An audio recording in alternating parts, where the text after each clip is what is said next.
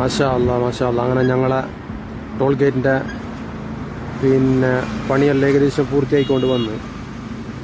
പിന്നെ നല്ല രസം നമുക്ക് ഏകദേശം മേലെ സീറ്റെല്ലാം ഇട്ട് പിന്നെ തൂണെല്ലാം എല്ലാം ഓക്കെ. ഇതിനൊന്ന് പബ്ലിക്കിന് തുറന്നു കൊടുത്താൽ മതി, ഇത്ര മാത്രം.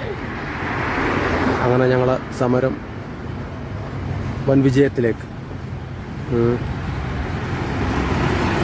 പിന്നെ ഇങ്ങനെ നിയമം തെറ്റിച്ചിട്ട് മാനദണ്ഡങ്ങളെല്ലാം കാറ്റിൽ പറത്തിയിട്ട് ഇത്ര വലിയൊരു ടോൾ ഗേറ്റ് ഉണ്ടാക്കുമ്പോൾ കോടതിക്ക് ഇടപെടാൻ പറ്റുന്നില്ലെങ്കിൽ പിന്നെ എന്തിന്? ഇല്ല എന്തിന് കോടതിയും സംവിധാനമല്ല എന്തിന്? പിന്നെ ഓർക്ക് ഇടപെടാൻ പറ്റുന്നില്ല അങ്ങനെ